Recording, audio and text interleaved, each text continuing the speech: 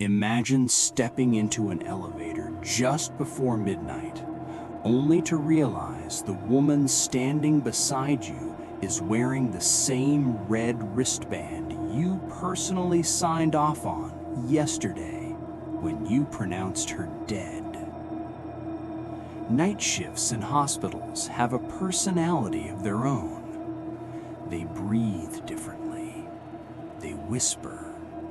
They stretch time into something slow and uneasy, where every distant footstep sounds louder than it should, and every flicker of fluorescent light feels like a secret trying to be told.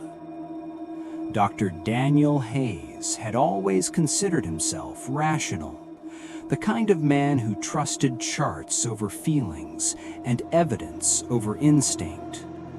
But tonight, rationality felt thin, like paper held too close to a flame. The hospital used a simple identification system for patients. Green wristband, alive. Red wristband, deceased. Clear, efficient, clinical. Daniel had always appreciated clarity. But clarity has a way of unraveling when the night grows too quiet. It was just before 10 p.m. when Daniel received the call from supply. They needed a few surgical kits brought up from the basement storage. Normally, an orderly would handle it, but staffing was thin, and Daniel didn't mind the short walk. He welcomed the chance to stretch his legs and clear his head. The corridor leading to the elevators was unusually silent, the kind of silence that presses gently against your ears until you notice your own breathing. He pressed the call button. The elevator arrived with a soft ding, the doors sliding open to reveal a woman standing inside. She looked to be in her late 30s, maybe early 40s, pale, but many patients were. Her dark hair hung loosely around her shoulders, and she stood perfectly still, hands folded in front of her. Daniel offered a polite smile as he stepped in. "Evening?" She didn't respond immediately, just nodded faintly, her eyes fixed somewhere past his shoulder, as if she were watching something he couldn't see. Patients were allowed to walk around to stretch, especially long-term ones. The only rule was that they had to return to their rooms before 10.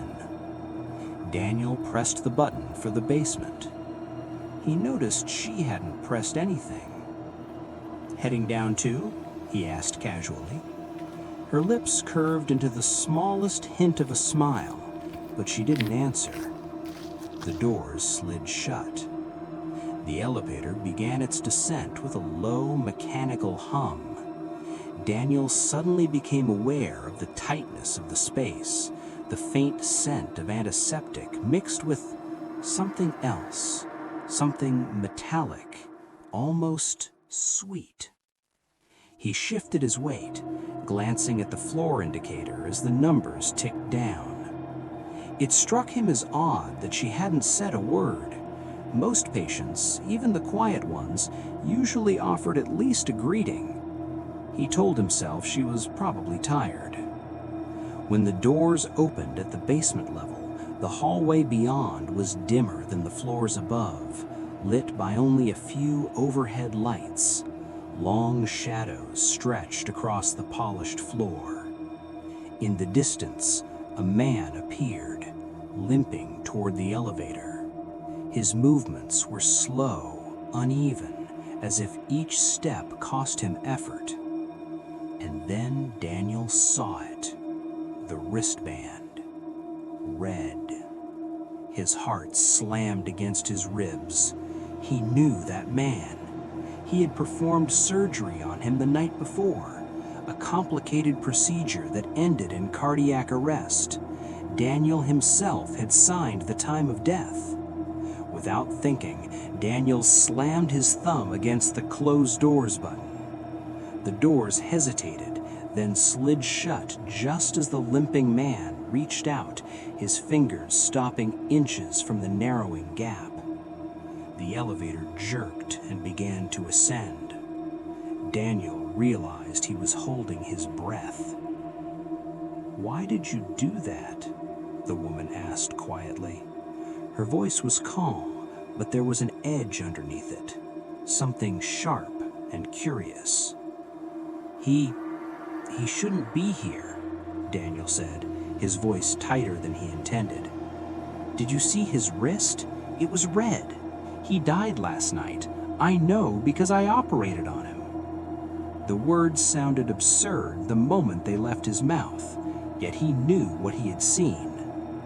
The elevator hummed upward. Silence filled the space again, thick and suffocating. Then the woman shifted slightly. "Oh," she said softly, "like this one." Slowly, she lifted her wrist. Daniel felt the world tilt. Wrapped around her pale skin was a red wristband, bright, unmistakable. For a moment, his mind refused to process it, as if reality itself had glitched. That's not possible," he whispered. She smiled, not warmly, but knowingly, like someone sharing a private joke. "You're very thorough, Doctor," she said. "You always double-check your work." A cold wave spread through his chest. I don't understand," he said, backing slightly into the corner of the elevator. Her eyes locked onto his, and they seemed darker now, deeper, like looking into a well with no bottom. "You will," she said. The lights flickered. Once, twice.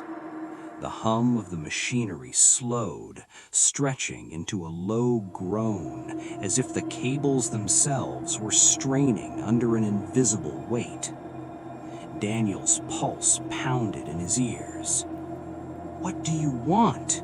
he asked, his voice barely above a whisper.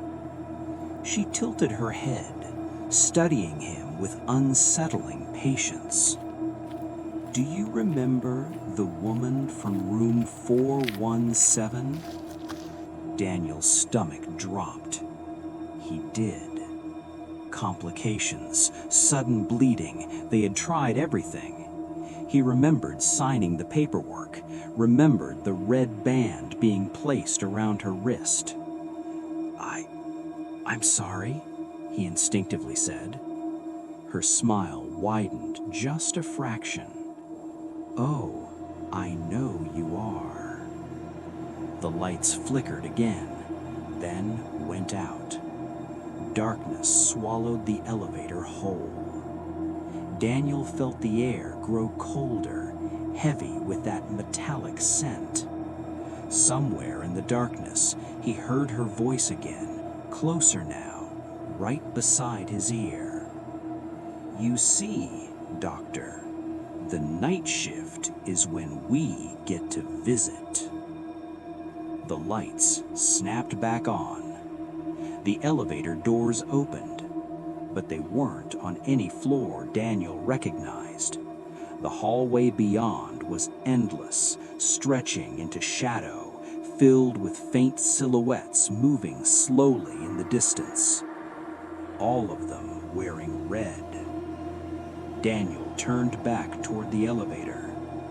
It was empty. He was alone. Somewhere far behind him, he heard the soft ding of the elevator doors closing. Then, silence.